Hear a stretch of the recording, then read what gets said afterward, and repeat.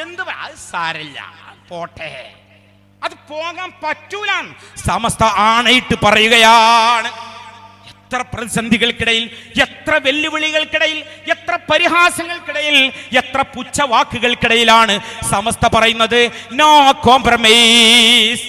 ആദർശ വ്യതിചലനവുമായി യാതൊരു കോംപ്രമൈസും ഇല്ല എന്ന് സമസ്ത സധൈര്യം പറയുകയാണ്. എന്തുകൊണ്ടാ പറയുന്നത്? പോക്കിർത്തരം കൊണ്ടല്ല, സമസ്ത ഉണ്ടാക്കിയത് അതിനാണ്. സമസ്ത ഉണ്ടാക്കിയത് അതിനാണ്. സമസ്തക്ക് വേണ്ടി ഖിദ്മത്ത് ചെയ്ത് മൺമറഞ്ഞു പോയ ലക്ഷക്കണക്കിന് പാവപ്പെട്ട ഔലിയാക്കളും സ്വാലിഹീങ്ങളും മുത്തഖീങ്ങളും യാതൊരു സാമ്പത്തികമായ ആഗ്രഹവുമില്ലാതെ, യാതൊരു ദുന്യവിയായ താല്പര്യവുമില്ലാതെ സമസ്തക്ക് വേണ്ടി മുഴു സമയവും സമർപ്പിച്ച മഹാരഥന്മാരായ ആ ഔലിയാക്കളുടെ പാത പിന്തുടർന്ന് പാവപ്പെട്ട നമ്മളും 2024 സാധുക്കളാണ് നമ്മൾ, വിഡ്ഢികളാണ് നമ്മൾ, വിവരമില്ലാത്തവരാണ് നമ്മൾ, ഒരക്ഷരം അറിയാത്തവരാണ് നമ്മൾ.